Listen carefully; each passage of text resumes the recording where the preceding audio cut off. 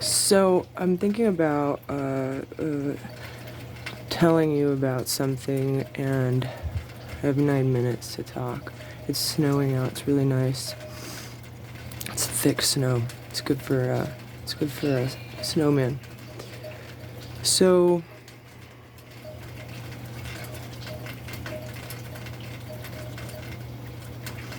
when it comes to matters of awareness,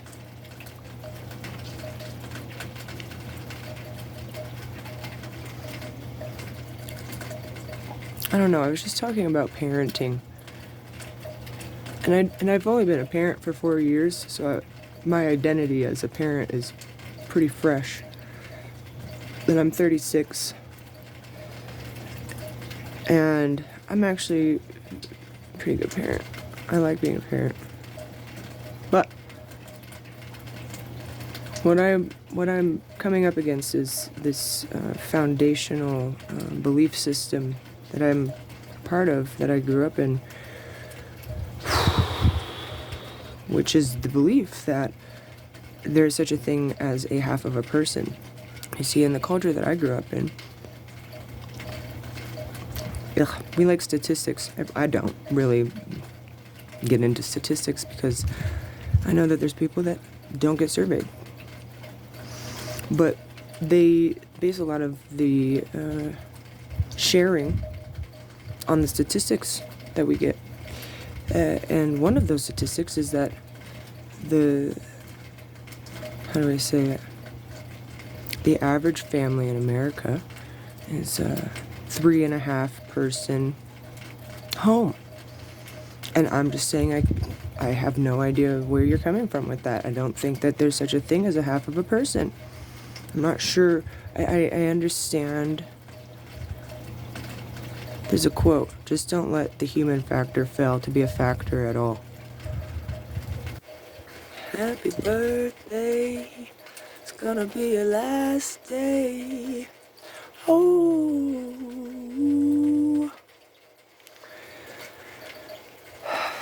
That's Andrew Bird. I think it's called the birthday song.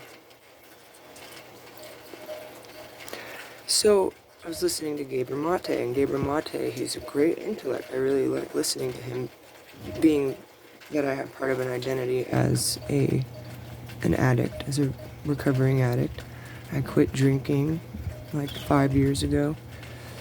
Actually, 6 years ago, and I was sober for a year, and then I fell off the wagon, and then I got back on it soon thereafter. But like, I could count on one hand the amount of drinks that I've had in the past 5 years, some of which I actually had for breast milk. They have they suggest using Guinness for breast milk. But I'm a wicked good drunk, so I just, I know not to.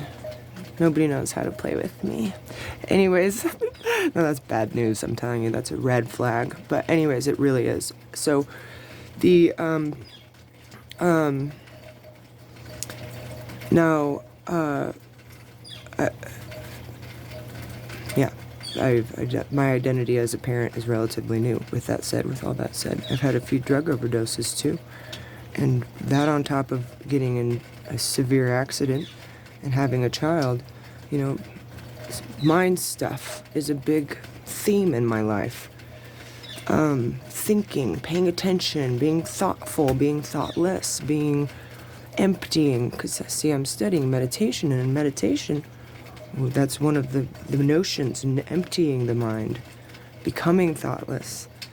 And there's some times when I do know when I've been told that I'm overthinking, and I've learned to embrace being an overthinker.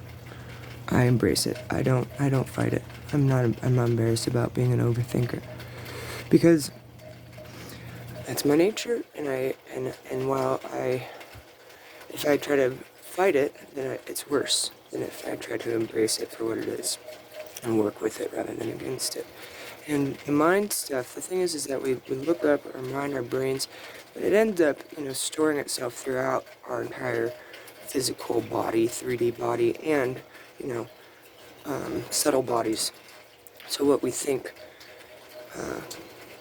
energetically, we become.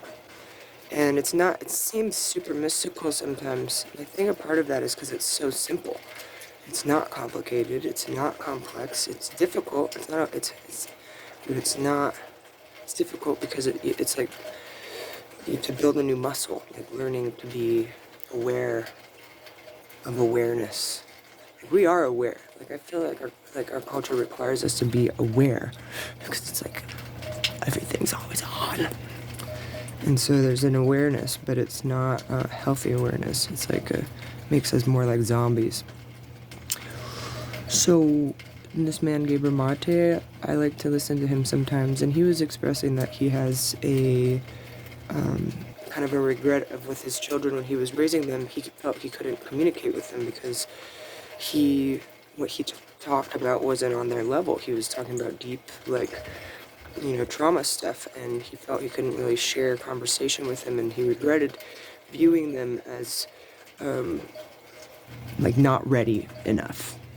And I'm what I'm coming to is, with now having a son who has a personality of his own, it's kind of freeing. It's kind of like, this kid has his own mind, his own mindset, his own life that he's going to go through.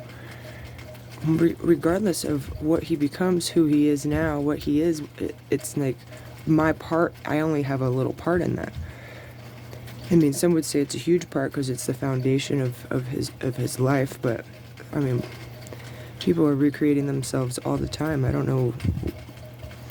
We're from a culture that believes in half a person, so I don't know what you're talking about.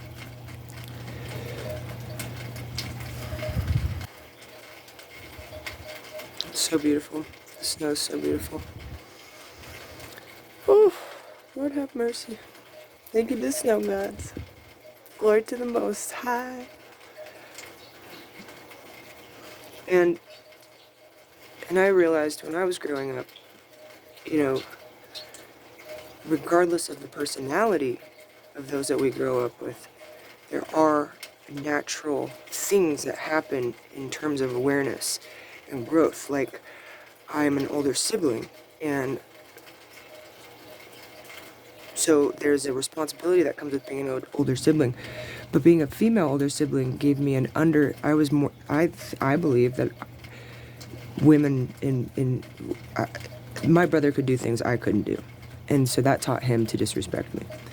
But in the beginning, he would copy me, and it bothered me. I was always like, why are you copying me? Why are you doing what I'm doing?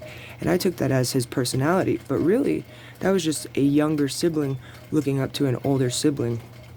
And then once I realized that, it was I appreciated it. It's like, oh, that gave me like a sense of responsibility. Like, he can't help that he looks up to me. Has nothing to even do with his personality. And the same goes with the way that I viewed my parents. I realized one day that they were just not just parents. They weren't just my mom and dad. Like, they have more to their identity. And that frees you up for more conversation, that's for sure. You're not just talking about what you're supposed to be as a parent, or as a child. And I think it goes both ways with the parent. If they only see their children as theirs, that's my child, that's my daughter, that's my kid. There's a lack of it's an ignorance that's not just a child and a daughter and a son. Like, there's more to it. There's more to that being. And so I guess this is maybe a conversation about healthy boundaries within interpersonal relationships, and understanding that there are personality characteristics that are going to be there whether or not we like it, just as much as there are natural characteristics that are going to be there whether or not we like it. And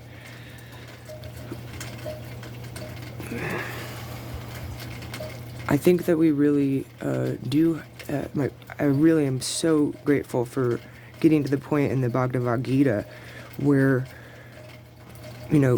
Krishna explains to Arjuna